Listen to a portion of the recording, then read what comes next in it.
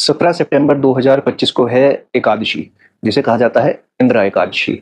श्राद्ध पक्ष में ये एकादशी पड़ती है और कहा जाता है कि इस एकादशी का जो भी व्रत करता है और उस व्रत के पुण्य को अपने पितरों को समर्पित करता है, तो किसी भी गति में उनके पितृ हों, किसी भी नर्क में हों, किसी भी प्रकार के उनके पाप कर्म की वजह से अगर वो कोई भी अधोगति को भुगत रहे हैं, तो वो इस व्रत के पुण्य से नष्ट हो जाते हैं और उनकी आपके पितरों की सद्गति हो जाती है। ये व्रत करना चाहिए सबको। साथ में इसी दिन संक्रांति भी है, सूर्य की संक्रांति। हर महीने सूर्य की संक्रांति होती है। संक्रांति क्या होती है सूर्य की? जब सूर्य एक राशि से दूसरी राशि में ट्रांजिट कर रहा होता है, तो जो बीच का एक पीरियड होता है, जैसे नो मैंस लैंड होती है दो कंट्रीज के बॉर्डर के बीच में, तो एक तरीके से ये वो वाला पीरियड होता है कि ना तो सूर्य अपनी पहली राशि में जिसमें गोचर कर रहा था इसको छोड़ के जा रहा है, ना वो एक तरीके से अगली राशि में पूर्णतया प्रवेश कर रहा है। तो जो बीच का एक कस्पल इंटरलिंक है, उसको संक्रांति कहते हैं।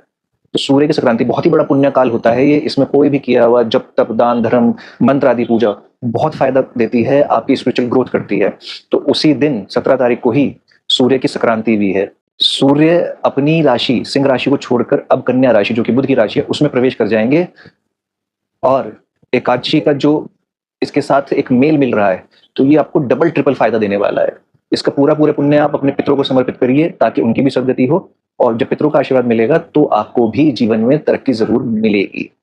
जो एकादशी का व्रत पारण होगा वो 18 तारीख को होगा, सुबह सूर्योदय से लेकर 8:30 तक आप कर सकते हैं। इस बार हरिवासर का इसमें चक्कर नहीं है फिलहाल, तो 8:30 बजे तक का जो टाइम है वो एक आपके व्रत के पारण का है। अगर आपको देर भी हो जाती है, एक टाइम है, 8:30 के 9 भी हो जाते हैं तो उसमें कोई प्रॉब्लम नहीं है, लेकिन एक पर्टिकुलर जो टाइम कहा जाता है व्रत के पारण के लिए वो सूर्योदय से लेकर 8:30 बजे तक का है, जिसमें आप अपने व्रत का पारण 18 तारीख को कर सकते हैं। साथ में 17 तारीख को कुछ ना कुछ दान धर्म जरूर करिए, क्योंकि ये सूर्य की संक्रांति भी है और साथ में एकादशी का मौका भी मिल रहा है।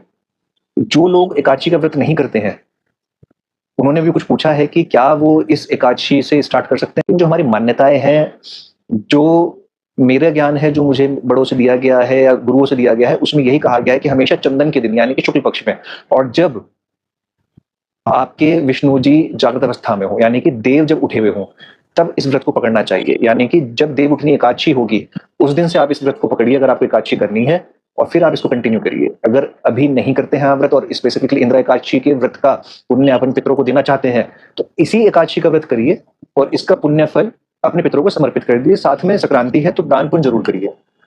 उसके बाद फिर आप कोई एकादशी का व्रत तब तक ना करिए जब तक देव उठनी एकादशी ना आ जाए। देव उठनी एकादशी का व्रत करिए, उस दिन से ही पकड़िए और कर सकते हैं। फिलहाल अगर एक एकादशी करना चाहते हैं आप ये वाली कर सकते हैं और इसका पुण्य अपने पितरों को समर्पित कर सकते हैं।